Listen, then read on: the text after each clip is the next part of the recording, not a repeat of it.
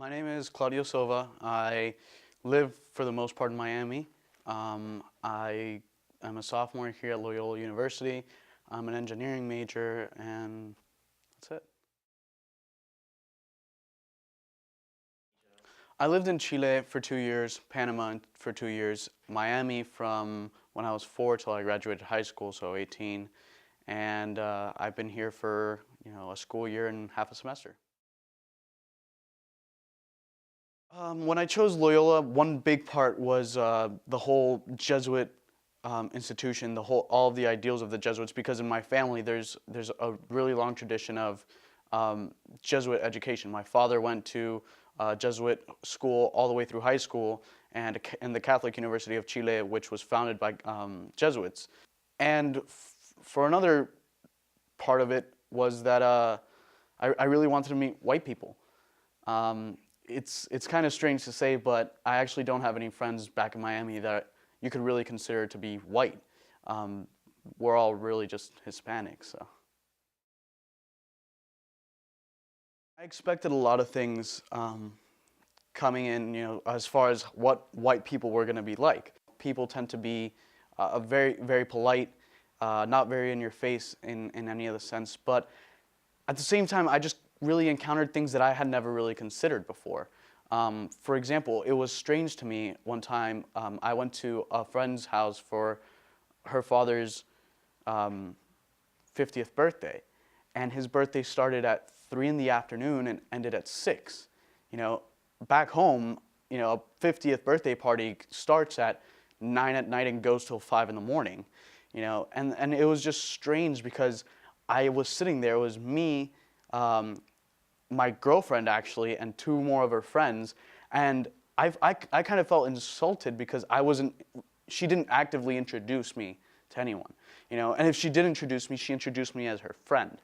So in my mind, I was like, why is she ashamed of me? But I didn't realize that that's not how it works here. Back in Miami, you're expected to introduce people. You're expected to be, this is my girlfriend. It's much more open in that sense. I found it kind of funny that one of the 3 guests that my girlfriend had was white, and she blended in perfectly, started talking to everyone, had the same expressions, and then it was me and the other friend who was black just standing there awkwardly, really out of the loop, and as far as like I might look white, or I guess I could pass off as white, I didn't feel comfortable the same way she did.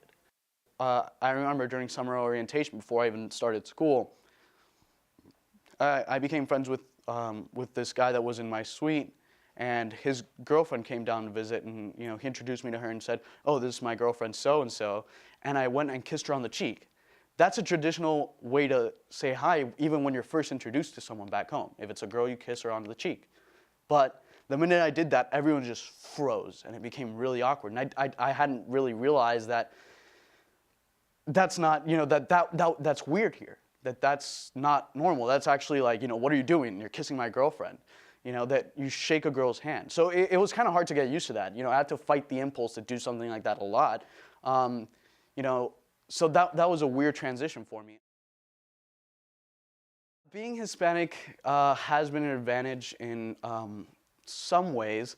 For example, I can just say anything to someone in Spanish, especially girls. I started speaking in Spanish and they just like goggle at me and they're like, "Oh my God," when really back home that's nothing special. If anything, someone will criticize me if I have a tiny grammar mistake or something. They'll be like, "Well, that's not actually how it is," So it's an advantage in that way. And culturally, it's been very different. I've never taken dance lessons. I've never had any formal dance experience, and yet I can go to a party if they start playing salsa or something. I can go and I can grab a girl and dance, and they'll think that I'm like a professional dancer or something, when really it's just the fact that I've learned from old Cuban ladies at family parties that are like, "Oh, you're dancing with me," and it really has no structure to it, but it looks fantastic. Things like that. That's where the advantage has really been, I guess. Also, people come to me for help in homework and stuff, and that's a nice way to make friends too. Sometimes it's just as far as the cultural aspects are concerned, running into problems when I kiss some guy's girlfriend on the cheek, that can actually really get people angry, or saying something inadvertently that I, don't find to be offensive that might offend someone else, and that works both ways. I've actually had people make comments or say things about Hispanics, just expressing their political opinions or whatever it may be, without knowing that I'm Hispanic, because I don't really look like a typical Hispanic. Most people think Mexican or Puerto Rican, dark skin, like really dark skin and all that, and that's not what I look like. So they'll say something, and I'll just be like, oh yeah, back home in Chile, or I'll be like, oh yeah, well, as a Hispanic, and people they kind of just back off. They kind of lose interest in the conversation, or they become defensive because they don't know what I'm going to say. They think that I might have been really insulted, or that I might now attack them because they said something against Hispanics or whatever it may be. So it kind of shuts people off from me. When really the best thing for me would be to engage that and speak to people about that. Just people don't really feel like encountering that. And I guess living further north in Miami, it's also been a problem because back in Miami and in Chile, I felt completely comfortable. I don't have to be afraid of being Hispanic. Whereas, when I first got here, I was actually really nervous about oh, what if people don't like me for being Hispanic or something? What if they have some kind of prejudice? And a lot of times, not in Loyola anymore, but a lot of times when I'm anywhere in the United States but Miami, I just feel like I'm always looking over my shoulder, If I were to be on York, I'd actually prefer people to think that I'm white as opposed to Hispanic, because tension in the United States between Hispanics and black people is a lot stronger than, blacks and whites. I've experienced people that are either intolerant or just blatantly racist, if not, if maybe because of their ignorance, maybe it might have to do with that. I'm not really sure, but to give you an example, I was in New York with my family, and we were going to go visit an aunt and uncle of mine, the only family that I have in the United States, in Chicago. And we were just driving across, and we stopped at some rest stop, where there's a little restaurant or something, and we went in, sat down, got our menus, and ordered our food, and we were just talking. And the thing is, with my parents, I speak Spanish. My parents and my siblings, we speak Spanish to each other because it's easier for my parents. They can express themselves better because they have a lot harder time with English than I do. They came here as adults, so.